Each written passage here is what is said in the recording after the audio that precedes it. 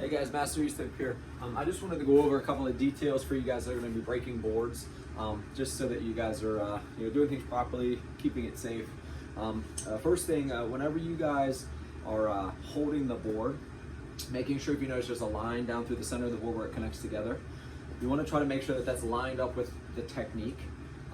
Say for instance, a lot of kids are doing like that downward hammer fist, so I would want that line to be kind of lined up with my arm and my fist there. So it's going along with the line, okay? Certain things like punches, it doesn't really matter either way you hold it, but for most techniques, you wanna make sure that that line is lined up properly. If it was, maybe like a front kick, I'd wanna make sure that my foot is lined up with the line, okay? So it'd be up and down for the front kick. If it was a side kick, my foot sideways, I wanna turn it sideways so that the line goes across, so that the foot lines up with the line. Okay, so try to keep those pointers in mind whenever you're doing it as well. The main thing for board breaking, focus, follow through. They need to be accurate, they've got to hit that line, and they have to hit beyond the target.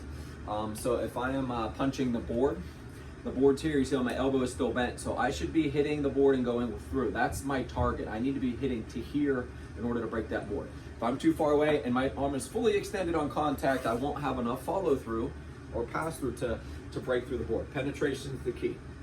Now, whenever you're holding the boards, we need to make sure that we are locking our arms as straight as we possibly can. Okay, so I'm gonna turn sideways so you can see. So if I'm holding it for maybe a front kick, arms are locked straight. Okay, if I'm holding it for a side kick, I would turn the board the other way. Arms need to be locked straight. All right, if I'm holding it for a punch, same thing, arms are locked straight. Now, if you're doing a downward technique like a hammer fist or an axe kick that's coming down, I support the board with my palms and I put my elbows kind of tight against my body so that there's not, minimal movement whenever that's coming down and striking. I don't want to be here because whenever they hit it, my arms are going to flex and move. So I want to be here so that when it hits, there's very minimal movement because my body's supporting it, okay? We need to provide a solid hold so that board does not move when contact is made. Okay, now a couple of techniques that we want to make sure we're doing properly whenever they are hitting the boards. So, like I said, if I'm doing a front kick and the board is here, my front kick needs to go wham, way up past the board.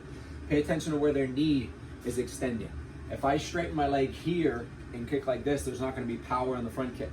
I need to make sure my knee is driving up past the target and then snapping through the target. That's where the power is. Same thing on the round kick. Watch their bottom foot. If they leave this bottom foot pointing straight at you, they will not have the follow through. Their hip is going to, restrict their motion. So they need to be turning that foot and pivoting.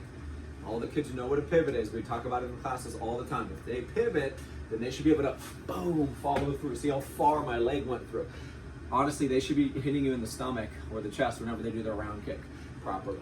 Now, side kicks. Very important pointer, make sure whenever they're doing the side kick, they should be covering distance when they side kick. The kicking leg would be in front of them. And then whenever they step, the leg that's stepping should step behind the kicking leg.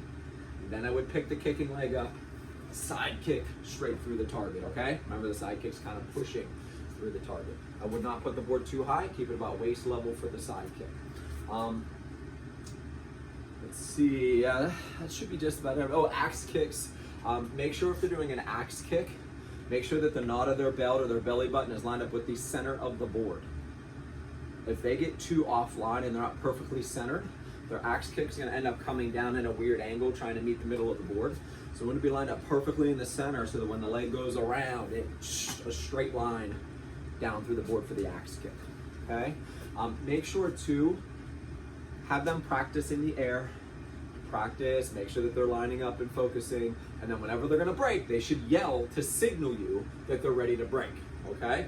So if you imagine this is my board, I maybe step, do a little practice, maybe just touching the board lightly just to make sure, I'm kind of on my spot, and then maybe I go off to the side and do a couple hard ones next to the board to kind of work on my accuracy, make sure I'm lined up, and then when I'm ready, Aya!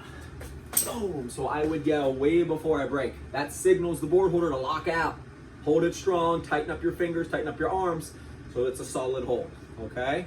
If you have any questions, please email me. But this should help you, kind of guide you through how to hold the boards to make sure everybody's doing it properly and everybody is safe.